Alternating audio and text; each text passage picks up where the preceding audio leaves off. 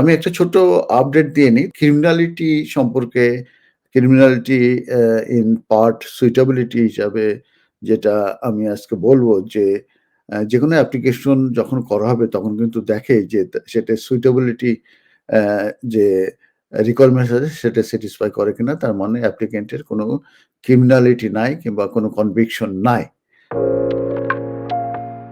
তো আগে যেটা ছিল সেটা হচ্ছে যে ম্যান্ডেটরি একটি রিফিউজাল আ ছিল। সেটা হচ্ছে যদি কোনো অ্যাপ্লিক্যান্ট কনভিকশন হতো আ যেটা uh custodial sentence for over 12 months. তার মানে ফর ওভার 12 মান্থ যদি কাস্টোডিয়াল সেন্টেন্স হয় তাহলে কিন্তু তাদের application uh uh mandatory refusal হবে।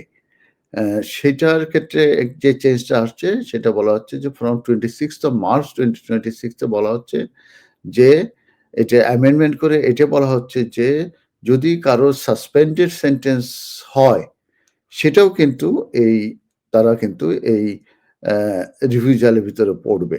কাস্টোডিয়াল অ্যা তো তারা তো ম্যান্ডেটরি রিফিউজাল হবেই। সেখানে সাসপেন্ডেড সেন্টেন্স যদি তাদের হয় সেক্ষেত্রে কিন্তু তারা কিন্তু এই ম্যান্ডেটরি রিফিউজালের ভিতরে পড়বে এবং এটা কিন্তু আ কার্যকরী হচ্ছে যেটা আমি বলেছি যে আ 6th of March 2026 যে changes to the immigration published হয়েছে আর এটা কার্যকরী হবে 26th of March 2026 থেকে। অতএব সবাই ক্রিমিনাল কনভিকশন এর ব্যাপারে ভেরি কেয়ারফুল থাকবেন। যে আপনাদের যদি সাসপেন্ডেড যদি আপনারা আ সেন্টেন্সও পান তাহলে কিন্তু আপনাদের অ্যাপ্লিকেশন ম্যান্ডেটরিলি কিন্তু রিফিউজ হবে। ধন্যবাদ।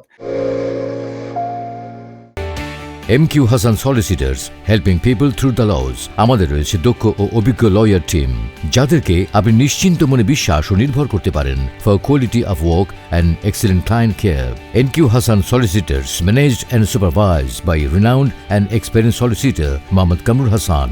Immigration, asylum, human rights, divorce and deeds সহ সকল ধরনের আইনি বিষয়ে সঠিক নির্দেশনা নিতে আজই যোগাযোগ করুন MQ Hassan Solicitors, 37 New Road, London E1 1HE।